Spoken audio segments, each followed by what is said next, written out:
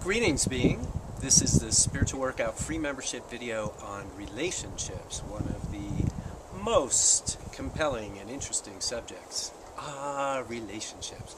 So much to talk about, but in this brief video I'm going to focus on two things, two conditions, if you will, that I see over and over and over and over in my practice. The first is I'm single and I want to get in a relationship.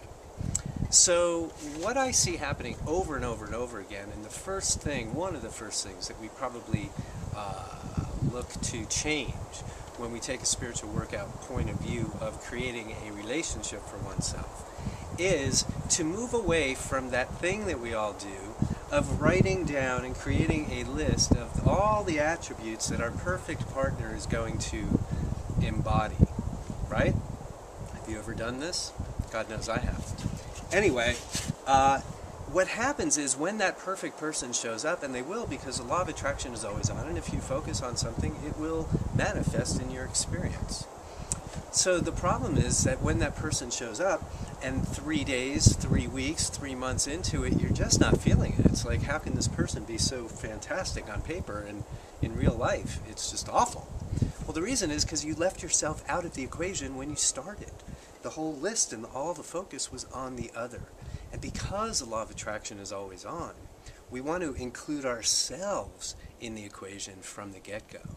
So the focus is much more on how do I, as a presently single person, want to experience being in relationship? What does it look like when we're together? How does it feel? What are we doing? How are we feeling? How do we relate to one another?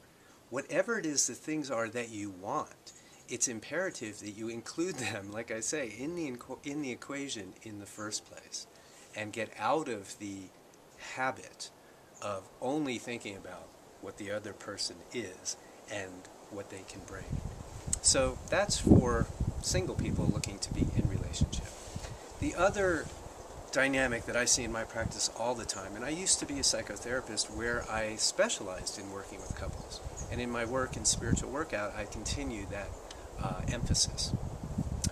And what I find are couples in trouble. So I just want to focus for a moment, or for the rest of this video, on that dynamic. You're a couple, you're in trouble. Maybe you know for sure that you just want to call it quits, you're done. Maybe you are really unhappy but haven't quite left yet and aren't really sure if that's the best decision or not. This is where most people fall in when they come to see me.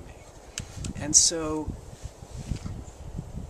when it comes to using the concepts that we use in spiritual workout, when the couple comes in and they're sitting at opposite sides of the couch, and I'm pretty much the last stop before they go to the attorney to just call it quit if they're married, is the concept of the law of attraction is always on, which then gets right into intentions and beliefs.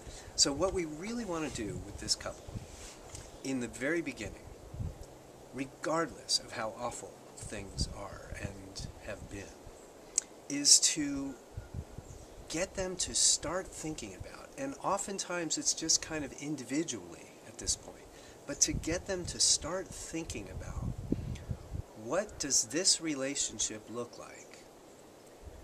Or what does any relationship look like that they're in, that they're actually enjoying? In other words, we get so bogged down in what's not working, and that's fine, that's natural. It just doesn't get us where we want to go. So when I'm working with couples in trouble, I find that that's pretty much the first place, the first concept that we use. Intentions matter. What do you want? What does it look like when this thing is humming? What did it used to look like? What would you like it to look like in the future?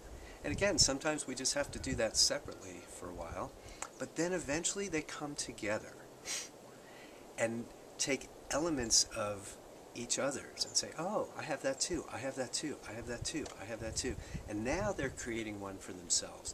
And then that intention, that picture of what their ideal relationship looks like to them becomes the tether, if you will, or the anchor for everything in their relationship, and the thing to which they can return when they find themselves in conflict. It's very general, but that's pretty much all we can do here. But I hope that that gives you an idea, if you're in trouble, for something that you can do immediately to start getting yourself out of the loop of the trouble. Now, the last thing that I want to say about relationships from a spiritual workout perspective is the reason that we're in the relationship to begin with.